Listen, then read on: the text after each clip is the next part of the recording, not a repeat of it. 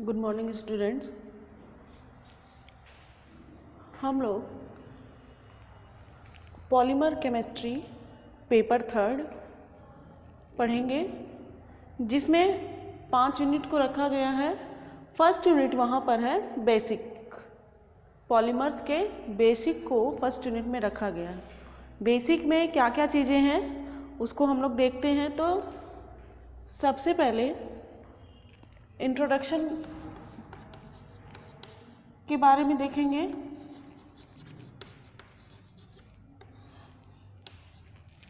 Polymer BSc में भी था, जिसके बारे में आप लोगों ने पढ़ा होगा। अब यहाँ पर पॉलीमर केमिस्ट्री का एक अलग पेपर ही रहता है ना, जिसमें केवल पॉलीमर से रिलेटेड सारी चीज़ें ही आएंगी। तो वहाँ पर उसको 5 यूनिट में डिवाइड किया गया है। फर्स्ट यूनिट में बेसिक है, इंट्रोडक्शन है। पहले पॉलीमर के बारे में थोड़ा सा इंट्रोडक्शन हमें लिखना है कि क्या होगा। तो ये देखिए, जैसे लिखा हुआ, in general materials are substances whose molecule are built up of repetition of individual small unit are known as polymer. The unit of which a polymer is made of is known as monomer. A high polymer is a substance in which there are 100 or more individual units which undergo repetition. The number of individual units undergoing repetition is known as degree of polymerization. इस introduction को देखकर हम ये कह सकते हैं कि एक छोटे से पॉलीमर में, जो कि लार्ज मॉलिक्यूल होता है या मैक्रो मॉलिक्यूल होता है, या ये कह सकते हैं कि हाई मॉलिक्यूलर वेट वाला पॉलीमर होता है, उसमें मोनोमर भी शामिल है, उसमें डिग्री ऑफ पॉलीमराइजेशन की भी प्रोसेस होती है। तो ये सारी चीज़ें इंट्रोडक्शन में हम लिख सकते हैं कि एक पॉलीमर के में क्या क्या इंक्लूड है। पॉलीमर कैसे बनता है? जब मोनोमर आपस में कंबाइन होंगे या मोनोमर रिपीट हो रहे हैं। कोई मोनोमर बार बार रिपीट हो रहा है। अब मोनोमर कौन है? छोटे छोटे यूनिट्स कि कोई भी या मॉलिक्यूल, जब कई मॉलिक्यूल आपस में कंबाइन होते हैं तो क्या करेंगे? एक बड़ा मैक्रो मॉलिक्यूल बना लेंगे, एक बड़ा स्ट्रक्चर वाला मॉलिक्यूल बना लेंगे, जो कि मैक्रो मॉलिक्यूल्स के नाम से भी जानते हैं, और उसी को हम लोग पॉलीमर भी बोलते हैं, है ना। वहाँ पर पॉलीमराइजेशन की प्रोसेस हो रही है। वो प्रक्रिया क्या कहलाती है? पॉलीमराइजेशन की कहलाती है। और कितने मॉलिक्यूल रिपीट हो रहे हैं, या नंबर ऑफ मोनोमर या नंबर ऑफ यूनिट्स, वो क्या होगी? डिग्री ऑफ पॉलीमराइजेशन कहलाएगी। और जो यूनिट रिपीट हो रही है बार बार, वो मोनोमर कहलाएगी। तो इस तरह से बहुत सारी चीज़ें एक पॉलीमर के अंदर मोनोमर है, मोनोमर का रिपीटिशन है, डिग्री ऑफ पॉलीमराइजेशन है, ये सारी चीज़ें हैं। तो हमें उसको इंट्रोडक्शन में हम लिख सकते हैं। अच्छा, ये इंट्रोडक्शन की बात हो गई। अब थोड़ा सा देखेंगे कि पॉलीमर या मैक्रोमोलिक्यूल को किन्होंने दिया था। तो 1930 में स्टेंजर करके एक साइंटिस्ट थे, जिन्होंने सबसे पहले मैक्रोमोलिक्यूल के बारे में बताया था। मैक्रोमोलिक्यूल जो होते हैं वो पॉलीमर ही होते हैं। 1930 में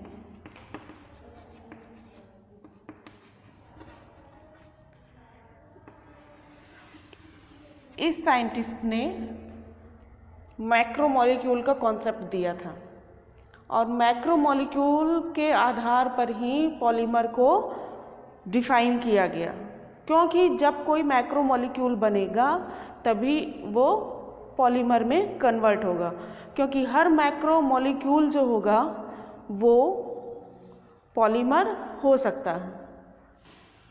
क्योंकि पॉलीमर के लिए ये ज़रूरी है कि जो मॉलिक्यूल हमारे पास है वो काफ़ी बड़ी संरचना वाली और अधिक मॉलिक्यूलर वेट वाला होना चाहिए। इस वजह से पॉलीमर जो होता है वो एक मैक्रो मॉलिक्यूल होता है, ठीक है, जिसके बारे में 1930 में बताया गया था। अब इसको किस पॉइंट में लिख सकते हैं?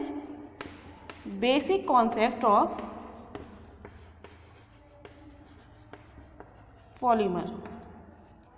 बेसिक कॉन्सेप्ट ऑफ पॉलीमर की बात की जाए तो जो पॉलीमर होता है वो ग्रीक वर्ड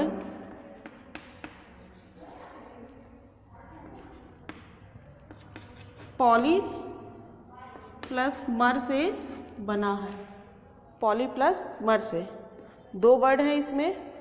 पॉली को आप लोग जान रहे हैं कि ये क्या है, पॉली मतलब मैनी, मर पार्ट्स, मैनी पार्ट्स इसको कह सकते हैं। इसका क्या मतलब होगा, मैनी पार्ट्स, जिसको केमिस्ट्री के टर्म में और क्या बोल सकते हैं, मैनी पार्ट्स में मैनी मॉलिक्यूल्स या मैनी यूनिट्स।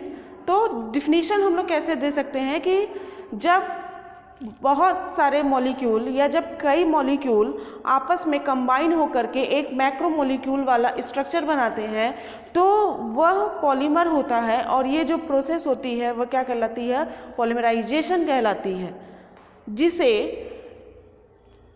हम लोग पॉलीमर में यूज़ करते हैं। सपोज कोई एक एग्जांपल लेके हम लोग देख सकते हैं, एथिलीन। एथिलीन का नाम सुना होगा आप लोगों ने। पॉलीथीन जनरली जो यूज़ करते हैं हम लोग, है ना, जिसको पन्नी बोलते हैं, वही पॉलीथीन। वो पॉलीथीन एक क्या है, वो एक पॉलीमर है जी, वो एक पॉलीमर है। पॉलीथीन, पॉलीथीन मतलब बहुत सारे एथीन, पॉली लगा है मतलब क्या हुआ, मैनी, और एथिलीन या एथीन एक ही चीज़ है। तो बहुत सारे एथीन जब आपस में कंबाइन होंगे तो वो क्या कहलाएंगे, पॉलीथीन कहलाएंगे, है ना। तो एग्जाम्पल में कैसे लिख सकते हैं, CH2 डबल बॉन्ड CH2, ये हमारा क्या है, एथीन या एथिलीन। जब ये दूसरे एथीन के साथ ही रिएक्ट करेगा यदि, तो कैसे बन जाएंगे इसके चैन, ये इस तरीके से, एथिलीन या एथीन, है ना। और ये हमारा क्या हो गया, पॉलीथीन, ठीक है। तो जो पॉलीथीन हम लोग यूज़ करते हैं उसका फॉर्मूला ये है, वो एथीन से ही बन रहा है, एथीन का पॉलीमराइजेशन हो रहा है। और ये जो प्रक्रिया हो रही है, मतलब कौन सी प्रक्रिया, एक एथीन का दूसरे एथीन से जुड़ना, फिर तीसरे एथीन से, फिर चौथे एथीन से, इस तरह से 100 या मोर, यहाँ पे लिखा भी गया है 100 या मोर इंडिविजुअल यूनिट्स विच अंडरगो रिपीटिशन, ठीक। तो यही प्रक्रिया यहाँ पे हो रही है कि एक एथीन दूसरे एथीन से, दूसरा एथीन तीसरे से, चौथे से, पांचवें से, इस तरह से बहुत सारे एथीन हैं जो आपस में जुड़ जाएंगे। और जुड़ने के बाद एक बहुत बड़ा मैक्रोमोलिक्यूल बनाएंगे, किसका, एथिलीन का, जिसको हम लोग पॉली एथीन बोलते हैं, जो कि हमारे दैनिक जीवन में हमेशा यूज़ होती है। सारे काम में कोई भी सामान मार्केट से लाना हो तो हम लोग पॉलीथीन का यूज़ करते हैं। तो वो पॉलीथीन हम एक क्या है, पॉलीमर है, ठीक। तो ये तो एक छोटा सा एग्जांपल हो गया पॉलीमराइजेशन का।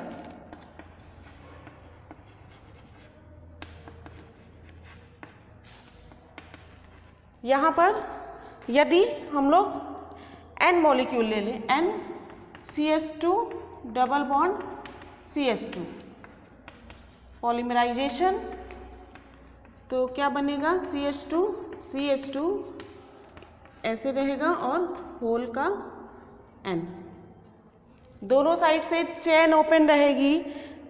चेन एक बॉन्ड जो रहेगा वो वैकेंट रहेगा, क्योंकि इधर अभी और एथिलीन के मॉलिक्यूल जुड़ सकते हैं। तो CH2 का होल N, ये हमारा एक पॉलीमर है।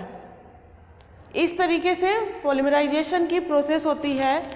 यदि हमें उसे लिखना है, थ्योरेटिकली बताना है, तो उसके लिए वहाँ पर एक एग्जाम्पल लेकर या और भी कई एग्जाम्पल लेकर हम उसे एक्सप्लेन कर सकते हैं, ठीक। ये पॉलीमर हो गया।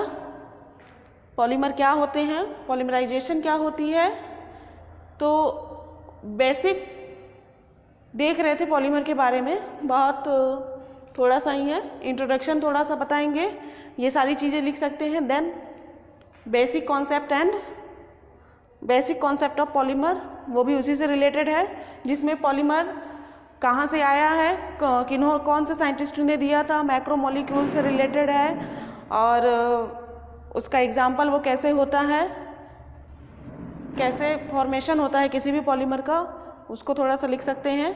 फिर एक चीज़ और कि यदि यहाँ पर तो एथीन के साथ ही जुड़ा है, यदि एक यूनिट एथीन की है और दूसरी यूनिट कोई डिफरेंट है, तो जो पॉलीमर बनेगा वो कैसा होगा, हेट्रोपॉलीमर।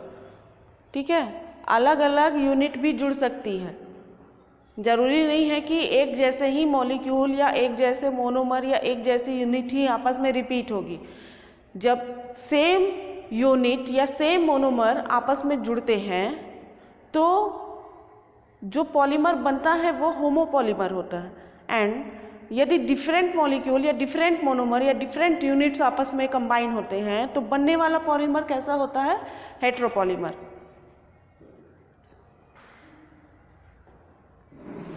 और मोनोमर भी देख लेते हैं। मोनोमर एक शब्द आ रहा है यहाँ पर,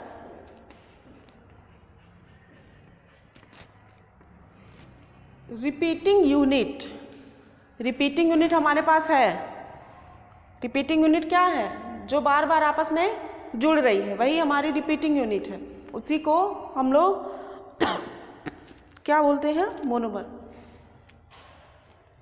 रिपीटिंग यूनिट जो होती है या रिपीटिंग मॉलिक्यूल जो होगा वो क्या कहलाएगा, मोनोमर कहलाएगा। किसी भी पॉलीमराइजेशन की प्रोसेस में रिपीट होने वाली यूनिट मोनोमर के नाम से जानी जाती है।